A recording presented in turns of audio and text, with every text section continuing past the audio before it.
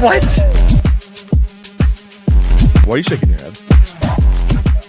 You're welcome.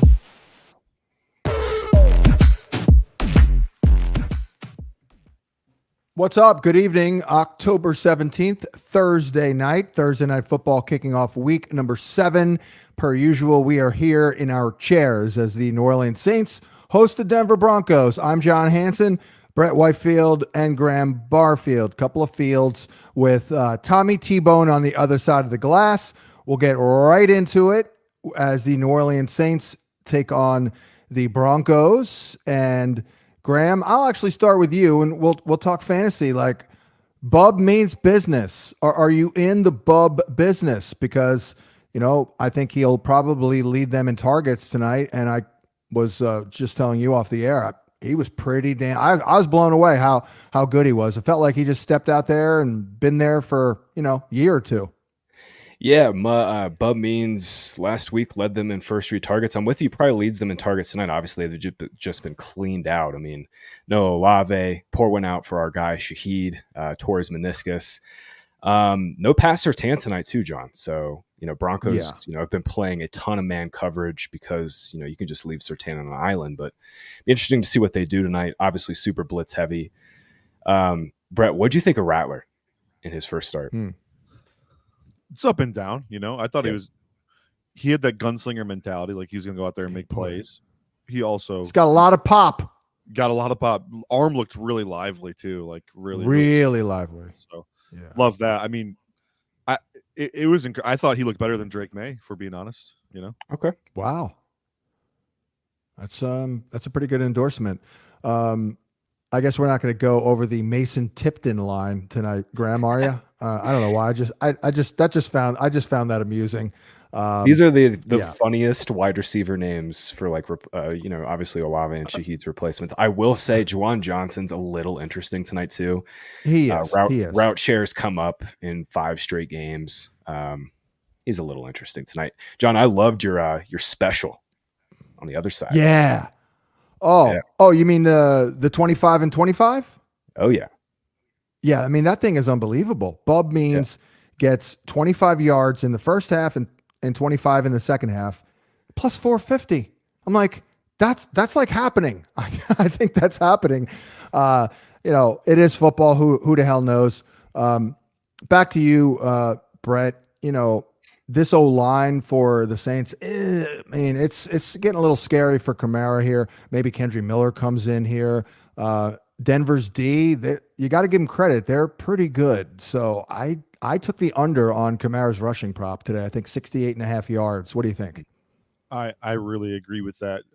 New Orleans' line has gotten worse and worse each week. They started hot, right? Started really, really nice. Right. It's gotten bad. Denver's run defense is really good too, sneaky good, and it's been really good since week 1. They're kind of going in opposite directions there. So, yeah, I like the under on the Kamara line there. I think that's good. He when we were doing prep for Fox last week, sorry, name drop there, but I noticed that New Orleans offensive line was getting 0 movement whatsoever at the line of scrimmage. No yards before contact forced at all, especially on outside zone, and that's really where Kamara has ate. Like duo and outside zone are kind of his jam. They're not getting it done in either spot. Right. So. Exactly. And by the way, once you open up the floodgates to name dropping, you can't stop. I'm the king. Okay. Right here, the king. What about Javonte, Brett? Cause Graham and I are waiting with bated breath to hear your Javonte analysis. I thought we were trending in the right direction last week, but the fumble, McLaughlin getting more love in the red zone, and now Audric Estime is lurking. I mean, it just feels like Estime is going to come in there tonight and rip off a bunch of long runs that seemingly are impossible for Javonte to do. I know he's ripped off a couple, but what do you see here? Yeah, so last week's result doesn't worry me at all. They were down 23-0 at halftime. It basically eliminated any chance for Javonte to get going in the second half. The run game was completely gone. He was coming off of back-to-back 18-yard touch performances, including a game in which he saw 6 targets. In fact, he's had 15 targets the last 3 games. I think that I love that about that. Like, if you're going to give Javonte passing volume, and he has the bell cow potential as a runner. I really like this, but this matchup specific, New Orleans is awful against the run. They were 29th success rate allowed per rush at 55.5%. They're allowing over 3 adjusted yards before contact per carry, 5.17 yards per carry across the board. That's 30th in the NFL. I just think Javonte, he also looks really good to me. The tape is really good. He's back to peak Javonte, running angry, making guys miss in the open field. His prop this week's 45.5. I'm smashing the over on that. I love it. It's been bet up, I saw. So I guess the public is with you. Though, Graham, you are in that area, by the way. Would you be surprised at all if Audric Estime got 9 carries for 55 yards? It's a short week. That kind of feels like a late season Peyton thing. I think we're still trending up with Javonte. The snaps were up last week. Like Brett was saying, horrible game script, and they've just been smashed on the ground. I like that call to take the over on Javonte's prop. I haven't thought about taking an over on Javonte in like 2 years, basically, before he got hurt. This would be the spot for it, I think. For sure. I've been kicking the tires. I mean, I do the VSiN show now, and I listed it as a lean. I didn't go all in, but yeah, I think for me, sometimes when I get a guy wrong repeatedly, I get a little gun shy. Honestly, I don't want I don't want to be the guy like, oh, Hansen convinced me to draft Javonte freaking 3 years in a row and start him in week 7. You know what I mean? So I think I'm a little gun shy, but we'll move on to New England at Jacksonville, Brett. And you mentioned Drake May. So little rough early. Give us a Cliff Notes version. I mean, obviously it's something you can build upon, but I'm still like week to week with him. I need to see maybe 3 or 4 more good showings before I start having a little bit of faith in him, but certainly off to a good start. Yeah, Cliff Notes version. If you want the full breakdown of Drake May's performance, First Read podcast, Joe Marino and I went throw for throw for the whole game. So anyways, Cliff Notes, first 13 dropbacks, really struggled. They're dialing up a bunch of quick game stuff. It's just not what Drake May does, guys. He's not a hit his back foot and let it rip kind of guy. He wants to see it before he throws it. He wants to move around, make stuff happen with his legs. They weren't really letting him do that. Then all of a sudden, in the second half, they kind of took the leash off, and that's when you started seeing him come alive. His best ball was played. The more comfortable he got, the more he was allowed to move around and make stuff happen. And guess what? You saw Pop Douglas come alive a little bit. Kayshon Boutte catching downfield throws. Really like what I saw. I think that's where, for fantasy, these guys become a little bit more reliable because Drake May is going to press the issue more than Jacoby Brissett. He is going to take a little bit more risks, going to throw with anticipation, stuff Jacoby Brissett wasn't doing. So I like Pop Douglas going forward. Not sure I love him in this matchup necessarily, but I do like him going forward for the season. He does see increases across the board against man. Drake May called him his go-to against man. Jags have still running man, Graham. So is Demario Douglas, are we encroaching top 36 consideration in PPR? Yeah, he's definitely in play as a wide receiver 3 this week. Brett, I'm interested to hear why you're not super into the matchup. I mean, by schedule adjusted fantasy points allowed, Jags are dead last. The slot receivers, 33% first read target share. Brett, what did you see with the matchup here you don't like? For me, so I don't see Pop as a man beater, and I know they've dialed back their man coverage splits like quite a bit the last few weeks, but still he's going to see any type of man. I don't see him as a man beater. I know May called him the man beater. You look at his ass against man last year, it was like literally bottom of the barrel. I think he was either dead last or second to last. So just not a huge Pop Douglas guy when it comes to beating man. Furthermore, winning vertically, I don't think he's going to do it well against the too high shell they've been deploying the last few weeks either. So some of those vertical routes we just saw this past game, not sure that's going to pop here. That's fair. Could be booty time. Could be a booty call.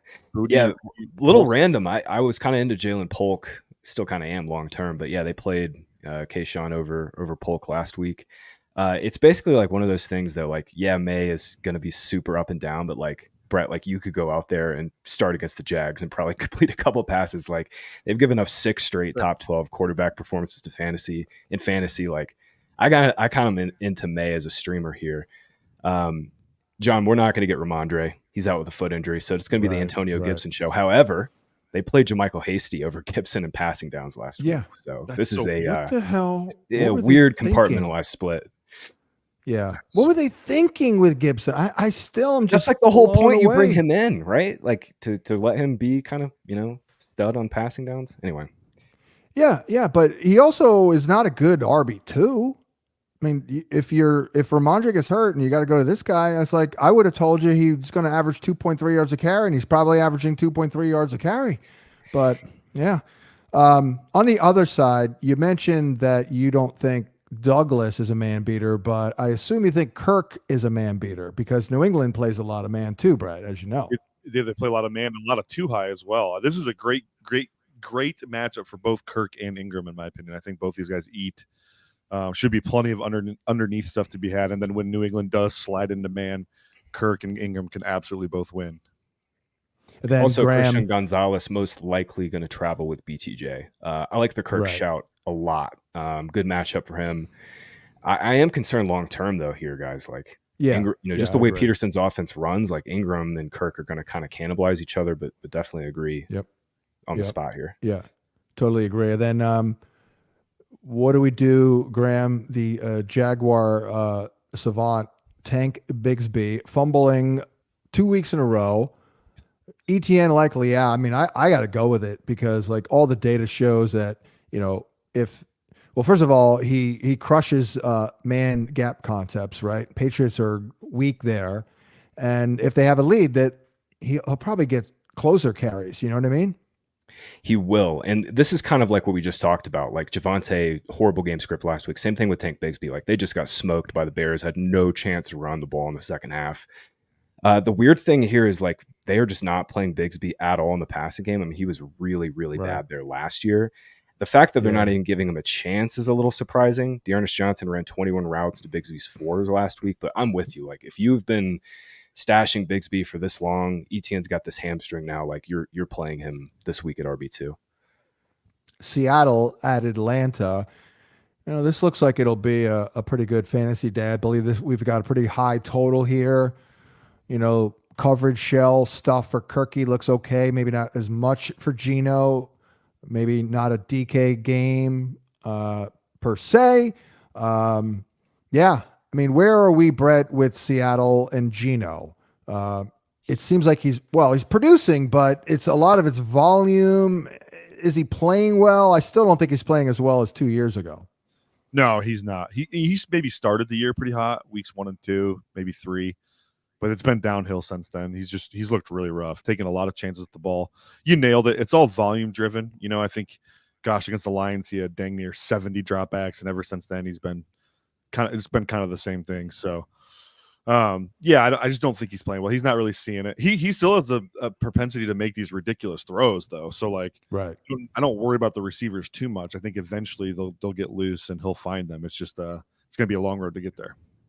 You wonder, like Graham, like Dave Canales, I mean, I know he didn't like invent the offense, but maybe Dave Canales is legit, because we'll see about Carolina, but they did simplify everything for Geno, and this is a new offense. So, I don't know if we'll ever see that Geno from a couple of years ago, but do you worry about DK here? I mean, he seems to be pretty pissed. I'm starting to hear trade rumors from about DK.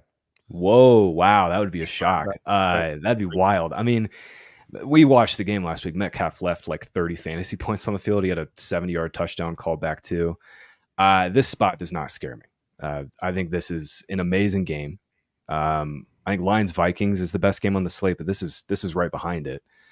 Atlanta's allowed 16 or more PPR points to Devonta Smith, Rashee Rice, both Saints receivers, Mike Evans, Deontay Johnson. Like lead wideouts have done their way with him. Adrian Terrell's a good corner, had a pick last week, but he's not somebody I'm afraid of. And Brett, you've been on it for a couple of weeks with Geno. Like, yeah, he's not seen it well, but the volume has been amazing here. 280 yards and 5 straight. And like, what if he finally does throw 2 touchdowns?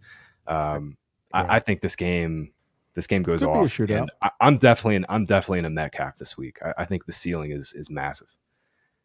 Okay. How about JSN? Doesn't seem to do well coverage shell wise here, but D Alford is pretty beatable.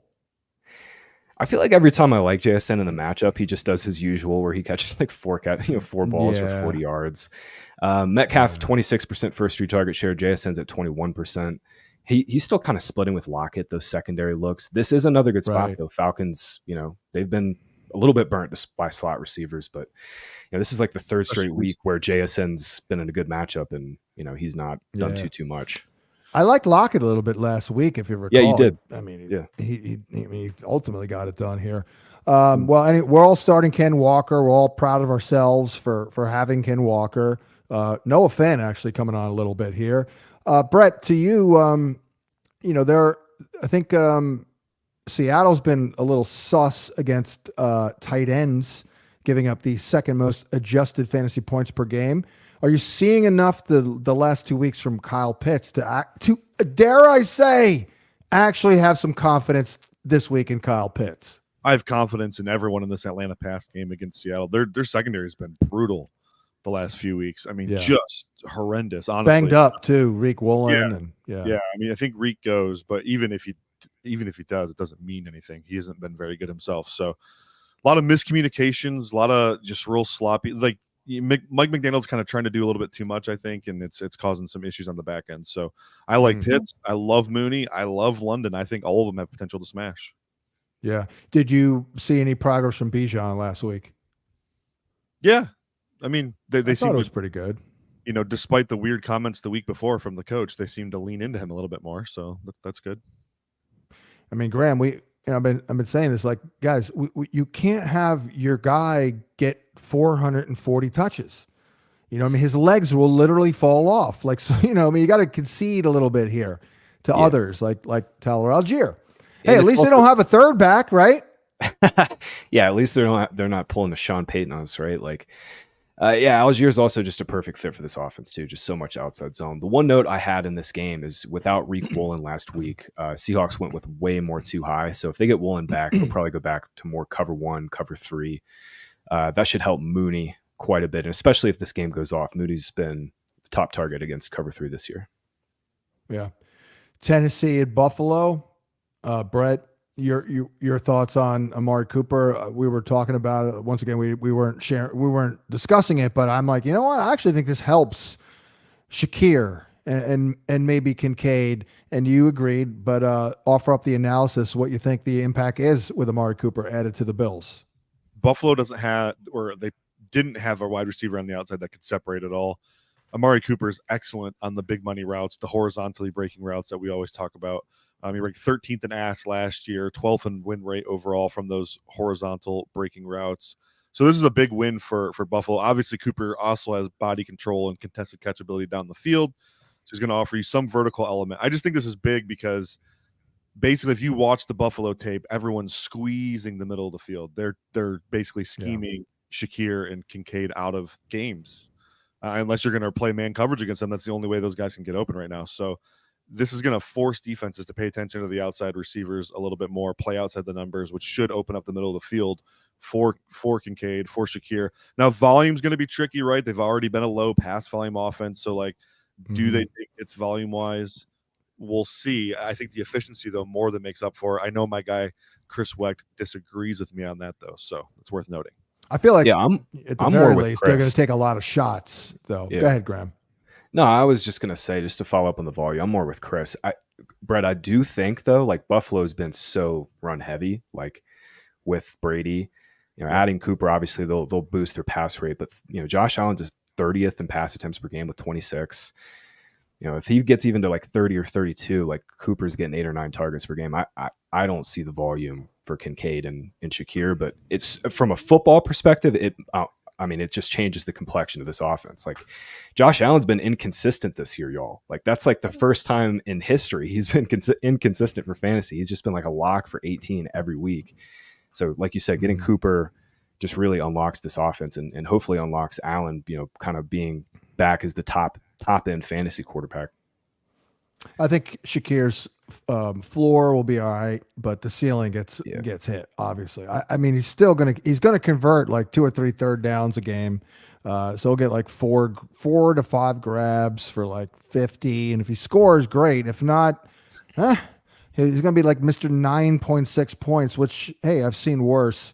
How about our guy Ray Davis? Oh my God, that was unbelievable. How good he looked. But now looks like he popped up on the injury report I saw, and then James Cook is back. But Brett, we talked about it. I don't know if you had the same opinion, but I said all summer and all off season that I just think that this is a 60-40 deal. It should be. I felt like I think we did talk about that quite a bit. I thought they complemented each other well. I guess we'll see if that happens, but your thoughts on our guy, Ray Davis? Yeah, he looked awesome. If you were surprised by anything you saw in that game, I suggest you go read my prospect profile on Ray Davis, because it was all in there. Every bit of it was in there. So the catching downfield, the physical run style, I love every bit of it. I do think this should be a 60-40, and I've projected this now 2 or 3 times, and of course, when it finally looks like we might get it, Ray Davis pops up with an injury, so it's a little unfortunate, but I still believe eventually that will be the case. Over for the Titans. I mean, Graham, do we literally punt on the Titans other than Tony Pollard this week? Yeah, I did. That's how I wrote it up this week. I said bench Ridley, bench Hopkins. I mean, Levis came out of the bye, and I have no idea what that game plan was, but Levis was obviously horrendous. They're run heavy now. They've been run heavy for the last couple of weeks. No Tajay. Pollard has 19 or more touches in 4 of his last 5 games, and in Buffalo, we've been picking on them all year for opposing ground games. So I'm with you. I really don't have much beyond Pollard. This is, he's like a must-start RB1 this week. And, Brett, is there any hope for Will Levis at this point? No. Yeah. No, I mean, they got to go to Mason Rudolph. Yeah. He'll stabilize things. Yeah. He's a professional, you know what I mean? Compared to Levis.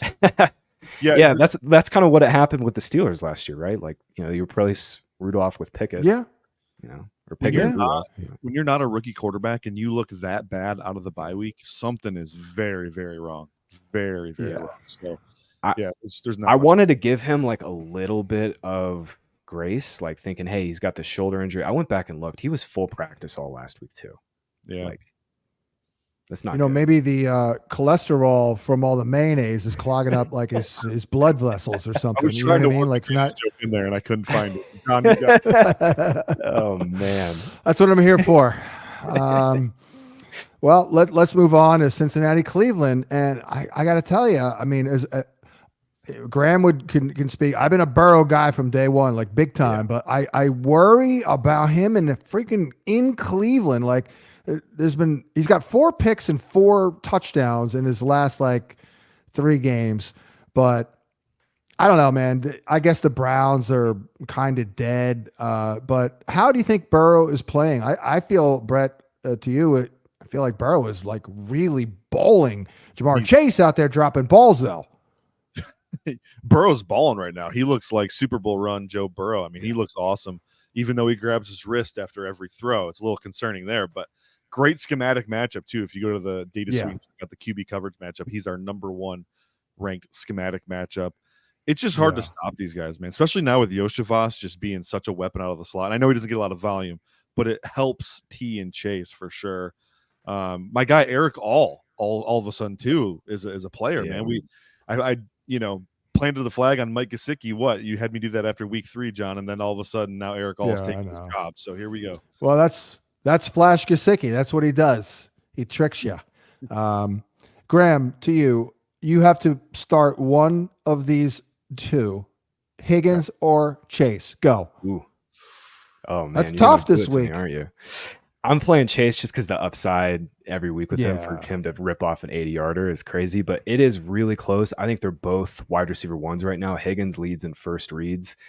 Maybe the craziest and coolest note I pulled from Data Suite this week is Burrow's average depth of target has spiked by 4 yards when facing man coverage. He has nearly a 10-yard ADOT when facing man. His ADOT is just under 6 yards when facing zone. So if the Browns stick, nearly 40, what were they, 45, 48% man coverage, man, it's going to be a long day for their secondary, because T. Higgins is a grown-ass man out there just making some strong catches. And, Chase, he's overshot his expected fantasy points, but he's playing well, even though with the drops. I think Burrow goes off this week, John. I know you were saying you're a little scared of this spot with the Browns, but I think this is the week he gets right against them. The Browns also and Martin Emerson. What's that? The Browns also have a honey hole in Martin Emerson right now. He is exactly. I was going to say that. Yeah, he's because getting based on the alignment numbers, for what it's worth, I know they move all over, but he would, in theory, see more of Emerson. Chase. Yeah, and Denzel Ward is a little banged up too, so they're a little banged up, honestly. Graham, where are you now in the backfield? Like, yeah, I mean, is Chase Brown a must start? Yeah, I think this is kind of the outline that Brett and Joe, who are probably the two biggest Chase Brown bulls on the site, this is like this is the outline. Like, you know, Chase gets 60 to 40. You know, he gets probably the goal line stuff. He's just so much more explosive. Like, anybody with eyes can see it. I think the takeover is real. Thomas was on this too, especially in the dynasty streets, but I think the takeover is real. You know, with Moss, like, you know, he's a good runner. He's a professional back, but he just does not have the explosiveness that Chase Brown does. I still think, though, the one thing that's going to keep Brown from, you know, truly breaking out is Moss just being so good in pass protection and passing downs. But I you know, 37 carries to 30 over the last 3 weeks for Brown to Moss. And I mean, I think this trend just continues. I mean, he's just so much better than Moss. Yeah, I'm glad, because I was high on him too. I mean, in fact, I do our top 200 cheat sheet. I'm the only one, and I had his ass 22 spots over his ADP. Yeah. So I'm glad, because I was getting worried. Yeah, it was just one of those things where it's like, I was in love with Joe Burrow this year. I loved Higgins. And it was like, man, both these Bengals backs are cheap. They're both going in like the 7th, 8th, 9th round. Just draft them both and like see how this plays out. And honestly, I think both, you know, for the cost have been hits, but Brown certainly has the most upside. Brett, do you give any chance to Jerry Jeudy and David Njoku now? I mean, I do. I hate to say it. I know I won't watch the games if I have to use one of these players, but I mean, clearing it out a little bit is probably decent. I feel like Judy's got a chance here. I mean, just get him the ball. You know what I mean? He'll do some things running after the catch. What do you think here with Watson? I mean, I love Jerry Jeudy. Like, I love him. Yeah. He's always open. So it's just so tough with Watson right now, guys. He's just bad. We say it every week. I can't. He got hot last week a little bit, didn't he? Against Philly? At the end of the game, but the end of the game, yeah. I mean, it's just the sample on him is so bad. I will say, I think David Njoku's the best buy low in fantasy right now. We're eventually going to get Jameis. 30% first read target share last week, 7 targets. Like, we know this dude's awesome. Yeah. Like, he was so good at the end of last year. Like, let him be the first read 30% of the time. And I mean, we'll eventually get Jameis here, guys. He'll not only come and save us with some YOLO balls. Yeah, not only that, but they schemed his ass open last year. They did. He was open a lot, right, Brett? Yeah, a lot of scheme throws to him, and then just shallow crosser. Like, he's a yak player, one of the best yak players in the league, actually. So just get him the ball in space, let him go to town. Does anybody have any interest in Nick Chubb for fantasy the rest of the way? I don't really. I'll defer to Graham. I could see it just because Jerome Ford's been meh. Foreman's been meh. They got both their tackles back, but we really need Winston. I mean, Cleveland's dead last in yards, you know, points scored per possession. They're dead last in EPA. Like, All right, let's move on to happier thoughts. Houston at Green Bay, and feeling good here. Data looks pretty good for Stroud on the coverage tool. Fine for Love. I mean, we keep talking about it every week. Do we ascend further? I don't know if it was last week or 2 weeks ago where I'm like, he's this close, but I feel like Love is about there in terms of where he was late last year, Brett. Yeah, he's there. Throwing the ball, he's for sure there. I think the mobility is coming back slowly but surely. He had a couple nice plays out of structure last week to go with a couple plays he made the week before. He's just looking comfortable, and the arm is there, though. He's making some ridiculous throws. I mean, this is why we look at talent. Hello, you know, like pass rush comes, he can escape, outrun you, throw from a variety of arm angles, a la Patrick Mahomes. You know, I mean, there's a lot to work with here. And Graham, it looks like we're going to get Wicks, right? I mean, I guess full complement of weapons. And hey, Watson, you know, I mean, that was a great showing for Watson, I thought. Yeah, it was. And I mean, Love is just, you know, he's been balling out for going on 14 games now. John, you were saying, you've been saying this for a while, that like they just don't let the running back score touchdowns. No. Yeah, you just anytime Josh Jacobs gets close, they just like repel him off the end zone. Love has 2 touchdowns in 13 of his last 14 games. Just wild consistency in a league that does not have much touchdown consistency. And full complement of weapons. I mean, this is the first game, right, that they've had everybody. Maybe other than maybe week one. Yeah, week 1. Yeah. That's it, man. Wow. That and the schedule is still good, by the way. I mean, they got Minnesota again, but maybe one other tougher matchup. So what do we? Yeah. Yeah. But I don't mind that one because that to me screams shootout. I don't know why. Maybe I'm disrespecting Detroit's D, but hey, we'll get to it. No Aiden Hutchinson it's going to help the shootout potential. It has to, I believe. What do you think of? We liked Tank Dell, I think, on the site as a buy low. I know I had him in my trade article last week. So we're looking good there. But anything stand out to you for Stroud in this matchup, Brett, against Green Bay? Yeah, Green Bay's still soft in the middle of their defense. Like their linebackers, their slot corner, the Bullard, the other safety across from Xavier McKinney, they just all struggling in coverage, man. So this was a theme last year. We picked on the slot, whatever slot receiver was playing Green Bay last year. We picked, we played that guy and did very well. Same thing applies this year. And so whoever's going to line up more in the slot this week, whether that's Steph Diggs or Tank, I'm not really Diggs. sure. Yes, he played a little bit more outside last week, but yeah, I mean, I think this is a great matchup for them, and I think that's where Stroud capitalizes on this defense. Yeah, it does. Yeah, that was the one change last week they made. Diggs played outside just as much as Dell did. Diggs also had a season high in average depth of target, so they're finally getting him downfield looks. I've been saying Dalton Schultz is a good streamer for a couple weeks, and like not getting anything from it, but he's a good streamer. Well, he is getting better. He's getting better. Targets are coming up, that's for sure. But this is another week, man, just for all the reasons that Brett kind of laid out there. I mean, Packers are not good against tight ends. Miami, Indy, and one more week, I presume, until Tua. I actually like Jonnu if you're dying at tight end. This is that Colt defense I recommended Cole Kmet against about a month ago, and he killed it. So just throwing that out there. I feel like Tyreek will do it here. I don't know. They don't rush the passer, Miami, and or Indy. I don't know where Kwity Paye's been and all that, but they don't not really rushing the passer. Anything stand out to you here? I know it's tough. We're gonna get Achane back. Brett, matchup wise here for Miami, do you have anything productive? Because I don't have anything productive. That last minute and a half, we just wasted our lives.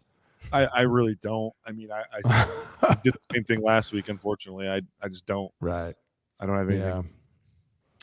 What about until you, we Graham? get to it, I will say this. Sorry. On the other side, go I kind of like Richardson to surprise a little bit and do something of note. I could be crazy. What do you got?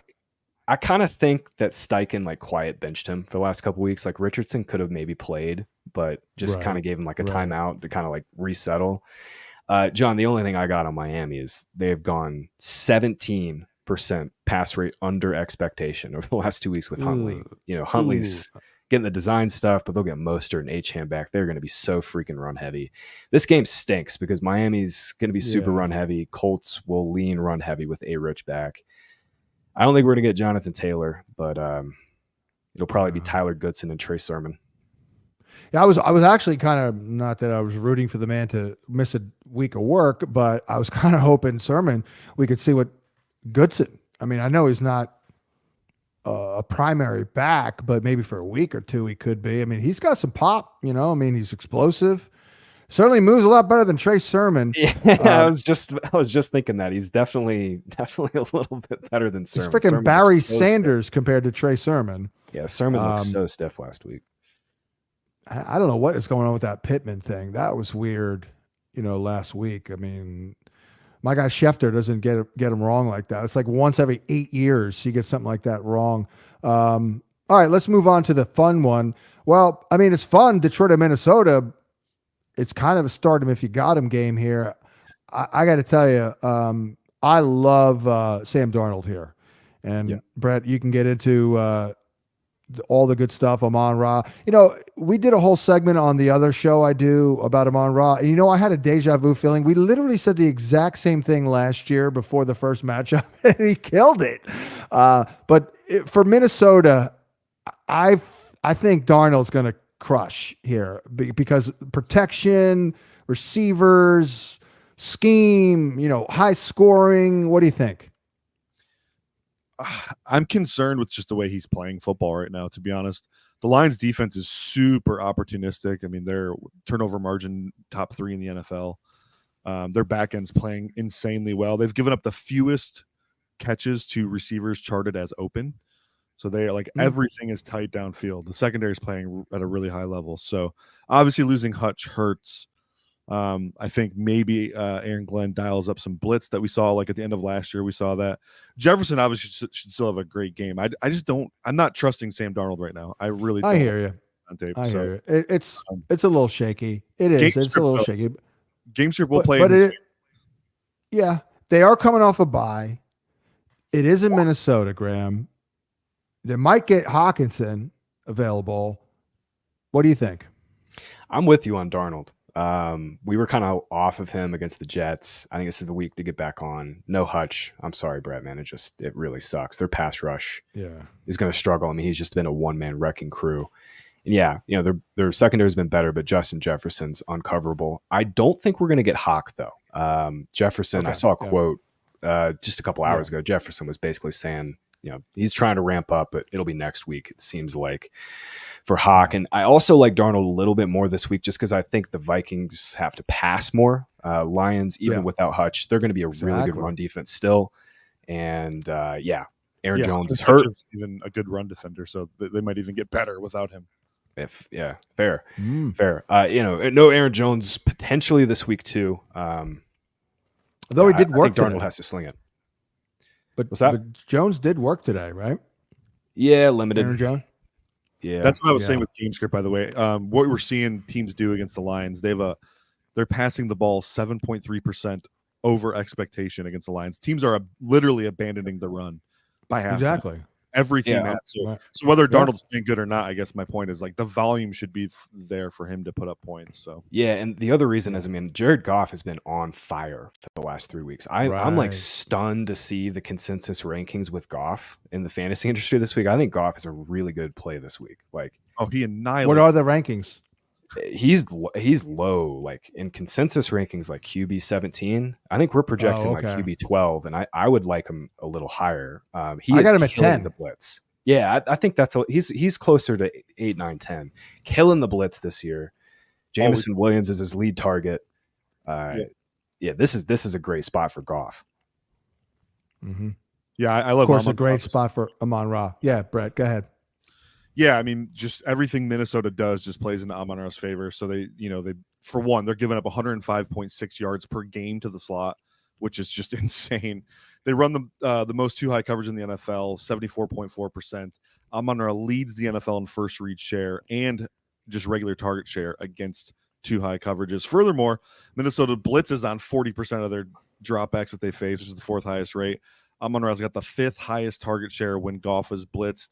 And in 2023 alone, Amon-Ra had 70 targets against the blitz, which is crazy. Almost half his targets came when Goff was blitzed. So, and he annihilated the Vikings last year, 24 targets, 250 yards, 2 touchdowns in the 2 games they played. So I think, like John said, play him if you have him. I think everyone's, suspect a potential to go off here, but I think Amon-Ra is probably the safest of all the Lions guys.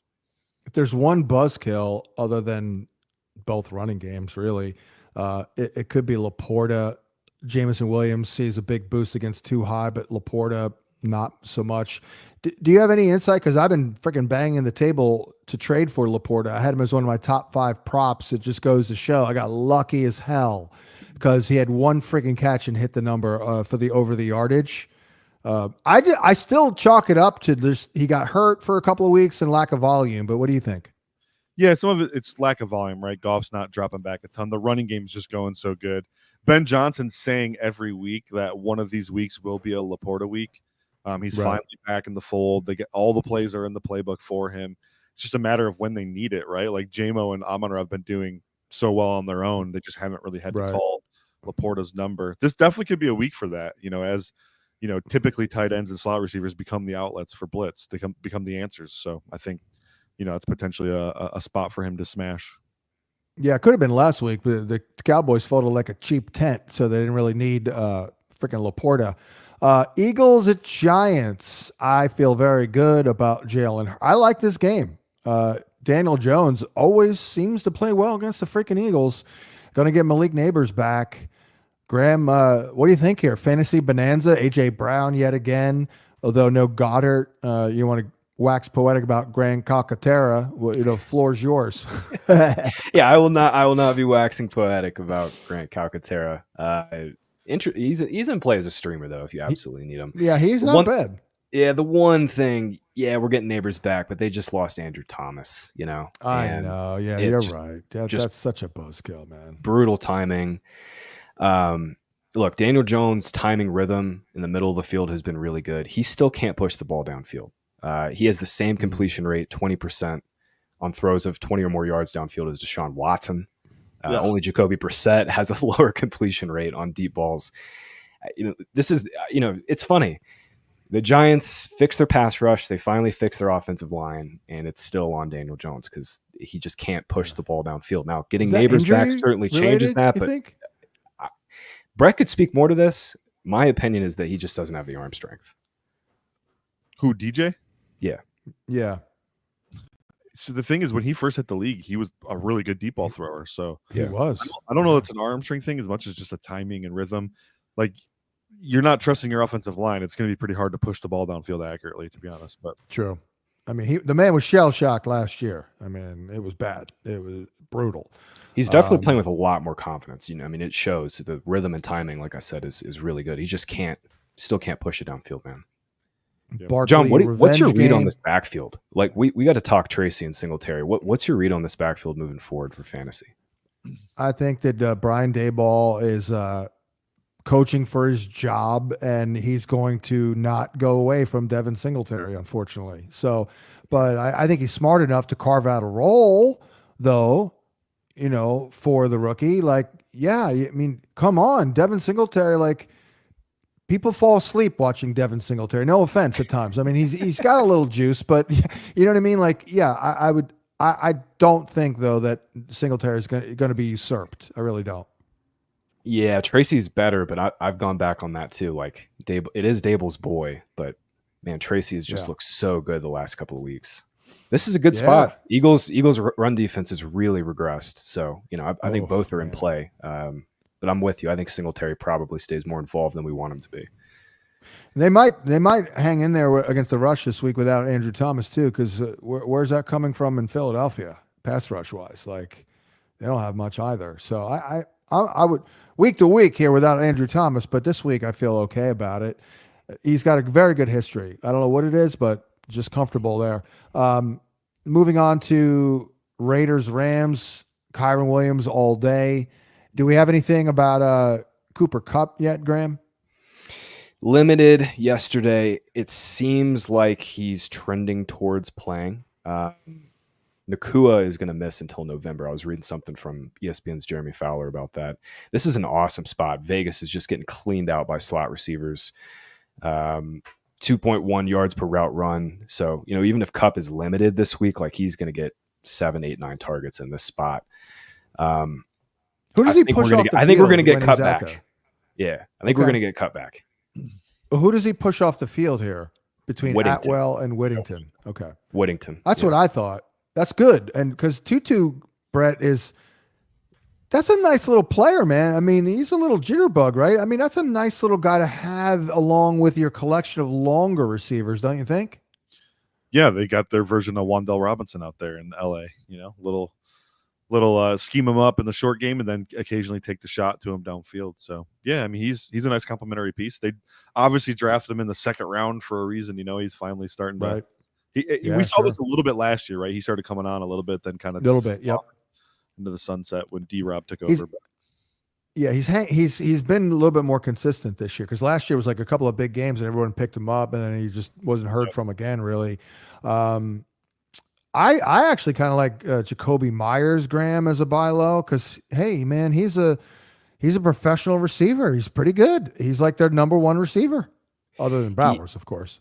Yeah, Bowers is the number one now. Myers has been dealing with this ankle thing though, John. He's not practicing again. Yeah, I'm with you. I think he's a good buy low. Like technically, the targets is certainly going to be there for the rest of the season with no Adams, but he's a little beat up. This is just another Bauer spot. Huge Bauer spot. Rams are so bad against tight ends. Like they have no zone. Yeah, I mean zone, right? That's it. Zone. Bauer zone, right?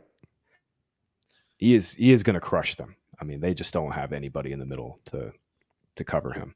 Rams are bad on the outside too. They're bad covering outside wide receivers as well. So that's they're just bad. They're just bad. Rams are bad against the run, bad against perimeter receivers, bad against tight ends, can't rush the passer. But other than that, is it wrong that I tried to like kind of proceed as if Zamir White retired? I mean, like because I haven't really worried about what is his status. Graham, do you know what is up with him? Yeah, he's limited with this groin thing. It'll be Madison again this week. He got 17 touches, 19 touches last week. I like him. I think he's in play too, Brett. Yeah. Yeah. Again, they're Go ahead. All right. Yeah, I don't have anything else in this game here. Carolina, DC, another Chuba day, but looks like Deontay is a little sketchy, Graham. Yeah, he's a little beat up. He's got this ankle. If he's in, obviously you're playing him as a wide receiver one. I mean, Commanders are just they don't have anybody that can cover Johnson on the outside. 40% first read target share for Johnson over the last 4 weeks with Dalton. If Johnson's out, obviously just bump up Xavier Legette, who gets on his horse every time he scores a touchdown, and that's freaking awesome. Love that. But yeah, no John Brooks again, and I don't obviously have any inside information on this. They're obviously just ramping him up, but he didn't practice today. They got 3 weeks to ramp him up, so it is certainly Chuba week once again here. Washington is so bad up front. Yeah. Back to a Legette. Go ahead. I'll just say I kind of want to throw in John Mingo to the mix as well. This is a great matchup for him. Washington can't cover the slot. They've given up 6 touchdowns to the slot, all 6 of them the last 4 games they've played too. So they're just horrendous. Mingo's going to see the most snaps in the slot there. So I'm not really – I know Mingo hasn't been great, but I think he's better than whoever Washington's trotting out in the slot there. So, all right, are you into Legette? I feel as long as Andy Dalton is there, I mean, Legette has a chance to catch 5 for 50 pretty much most weeks. Yeah, and he's got the big play potential as well, where he can break one off at any time because of the yak stuff. So I'm into Legette a little bit too, especially if Deontay's missing. I think Mingo can have a good game even with Deontay on the field, though, or Jatavian Sanders. One of those 2 guys should perform well against this Washington defense. Yeah, we'll see if Jatavian stays involved with Tommy Tremble. Nobody's afraid of Tommy Tremble. See what I did there? Let's how about Brian Robinson? I like Brian Robinson's chances quite a bit here. I mean, why wouldn't you? Carolina is one of the worst run defenses in the league. He's a plug-and-play RB2 if he's healthy. Obviously missed last week with the knee injury. Hopefully he's okay. But, I mean, they're just so – Panthers are giving up nearly 170 scrimmage yards per game to backfields. Even if B-Rob plays, I think Eckler's fine too. Like as a flex for PPR leagues, he's looked good this year. Definitely not dust. No, I liked him a lot last week. Yeah, definitely not dust. He's definitely back in play too for this week. Yeah, I had him over 21.5 receiving yards. He got it on 1 catch in the first quarter. I'm like, thank you very much, sir. That's great call. What I'm talking about. That's a great call. I was looking at that today. Eckler has a catch of 20 or more yards in every game except for 1. I mean, he's been pretty good this year. You know who else I loved? Yeah. I loved Ertz last week too. He crushed. I don't know about this week. But man, Ertz still gets open. He was invisible. I had people texting me, what the hell, man? I'm like, there's another 2 quarters here. And it's like, there's 1, there's 2, there's 3. I mean, they just throw it to him a ton. 5 for 77, all in the second half, right? All of it, baby. It was all second half. Yep. KC at San Fran, another George Kittle week. I mean, I kind of like Ayuk here. I mean, come on, Ayuk. You know, they play man, right? Ayuk kills man. Somebody tell me that Ayuk can do something here this week. I'm dying over here with Ayuk. Yeah, I mean, on paper he should, but I'm tired of calling it and being wrong. So Yeah, I'll set that one out. I'll go. yeah. They've been using Debo against man too a little bit more than they normally have. So that's interesting. Yeah, I'm 1 for 2 on Ayuk. I'll try to make it 2 for 3 and say this is a Debo week.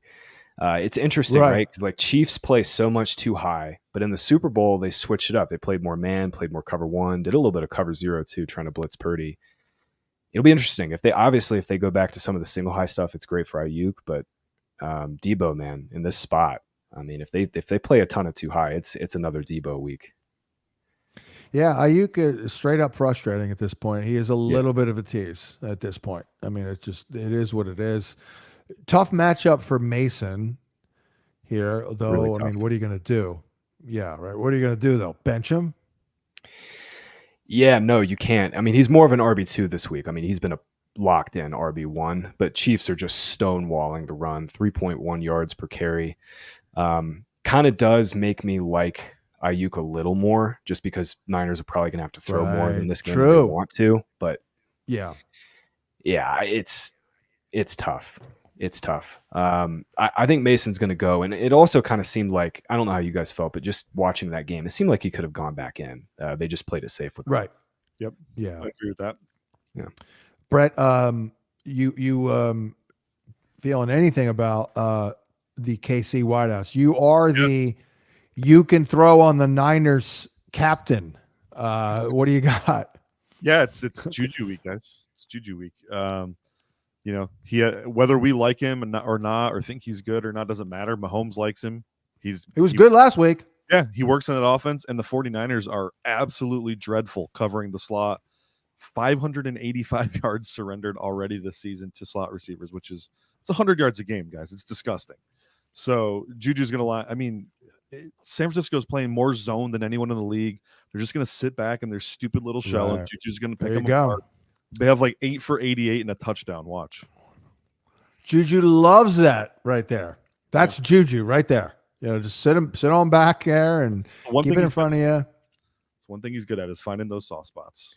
There's some room for like legitimate like improvement here with Juju too. Route share has been at 60%. Last game it was in the 40s, the 2 previous games. So like he's not even a full-time player yet. So I like that call quite a bit. Can we get Xavier Worthy some downfield looks here, boys? Please. Coming off the bye. Like one. Do it against, because if you can pass protect against 49ers, I say it all the time. Yeah. You throw on him. Go get him up. Go scheme him up on a double move. He'll cook any of those 49ers cornerbacks. Yeah, I would almost expect it, Graham, with coming off that bye. I'm feeling a big play from Worthy. I'm feeling a couple big plays. Yeah, I'm with you. Travis Kelce is back, so okay. Hey, there you go. Jets Steelers. Yuck. Like, welcome to the Jets, Javonte. Here's a little shadow coverage from Joey Porter. I guess. What do you think? That would. Think they'll do that, Brett? Or, I mean, we have it as that, you know, I guess they could, in theory, do it with Garrett Wilson. I think they'll do it with Garrett Wilson, right? I mean, Garrett Wilson knows, like, are we expecting Javonte? I mean, I guess it is the same offense him and Rodgers are used to together, but yeah, really just a couple day one and be a full-time player who deserves a shadow.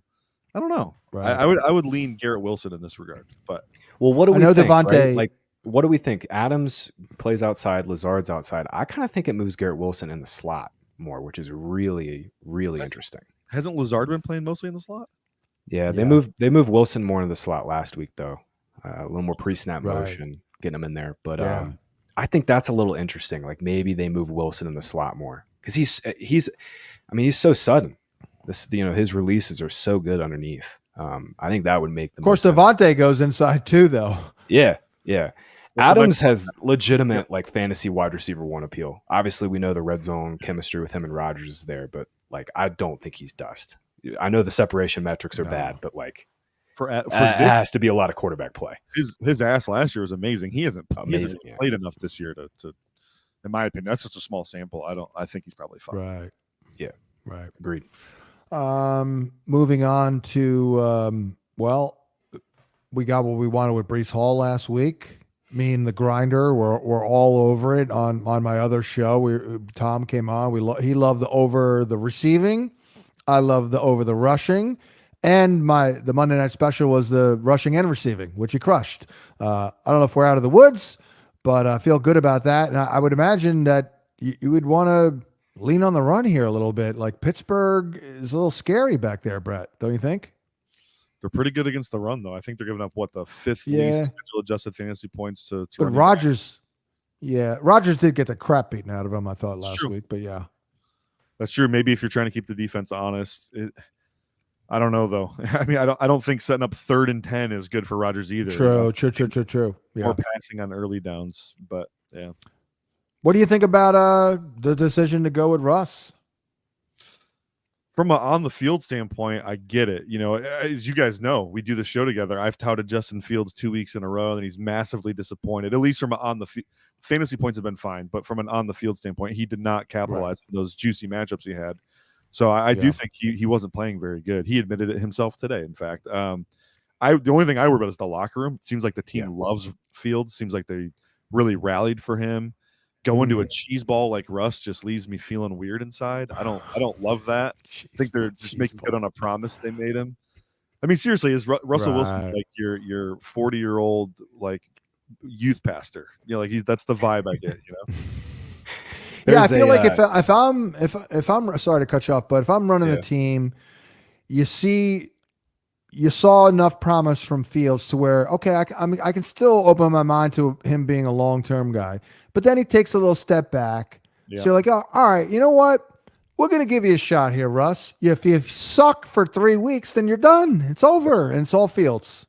I agree. I think that's exactly what they're doing. They're, they got to see what they have in Russ before they make a decision here. So, right. I think it's good. Graham. I was going to ask Graham that. Yeah, go ahead. No, I agree. Horrible spot though. I mean, Sauce Gardner, DJ Reed, just absolutely, strangling opposing outside wide receivers. I do think it helps Wilson. Wilson helps Pickens. I do think it helps Pat Freiermuth a little bit too. There's a taco spot down the street that rips on Russell Wilson every chance they get. They change basically like their little billboard in front of their restaurant every single week to a funny quote to rip on him. A couple weeks ago, it was like Russell Wilson sleeps on a waterbed. 2 weeks ago, it was Russell Wilson drinks White Claws. They're going to have a field. I got to walk down to this taco shop. I got to see what they put up for this week. Russell Wilson has more bathrooms in his house than touchdown passes over the last 2 years. You know what, John? I think they might have put that up last year. I think they had a counter up there, the touchdowns versus bathrooms. Great. I guess Najee won't be yeah, he is. Not Najee. I don't know what the hell to do now. It was a good game last week, right? Yeah, got there last week. Finally got the touchdown. I will say though, John, Jaylen Warren cut in immediately. Harris's snap rate 48% last week was a season low. So he should. I mean, he should. Yeah, this should be a compartmentalized split for the rest of the year here. It didn't result. Yeah, but Graham, do you find that weird? Yeah, he got a few and did not look good on him. I don't know if he's what's that? Close. Warren got a few touches and did not look good. I mean, he got 6 carries. Right. And did not look good at all. Oh, believe me, that has been why I've been giving Najee a little love here, because he's not like there's anyone really nipping at his heels. Warren will, I think, at the end of the year, but he is beat up. He had the hamstring, got the knee. So maybe he gets a little more healthy here now it's closer to midseason. But I still think Warren is a decent buy low just because Najee is just so mid.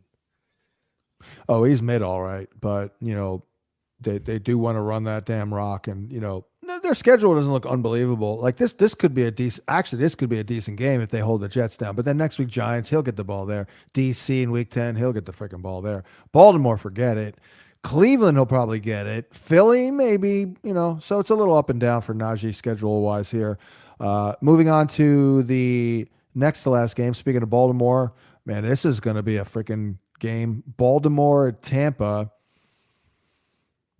I'm, I I haven't gotten to this game, honestly. I mean, obviously, I think the toughest matchup in the game is Baltimore's run D.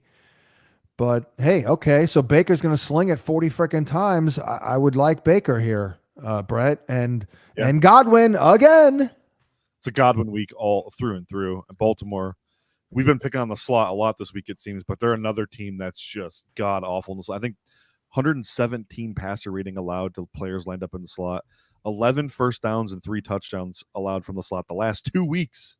That's mind-blowingly bad. Like, honestly, Godwin's just on an absolute heater right now. I mean, he's back to being like a top 10 receiver in the league. He just looks freaking awesome. So, I mean, he's the total package. So I love Godwin. I don't think Evans necessarily has a bad day, by the way.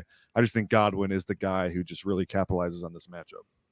Is Liam Cohen like the best new OC this year? I think he is. Go figure. Sean McVay guy shows up, right? Scheming up the slot receiver to be all over the field and catch a million balls. That's just what he does. Yeah. That's what they do. So easy access throws, design targets. Yep. Brett, you just like made my year with the Chris Godwin stuff, man. Chris Godwin is going to make me more money this year than I think a single player in fantasy football history. He was the biggest free square I've ever seen in my entire life.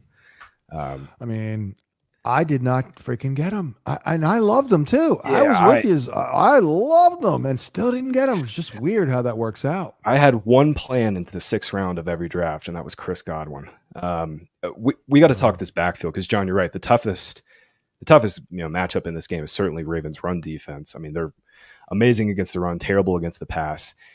What do you think? How do you think this backfield shakes out? Because my read is that like Bucky's the 1A, White's the 1B, and they'll give Tucker some early down stuff, but I really don't feel strongly about it.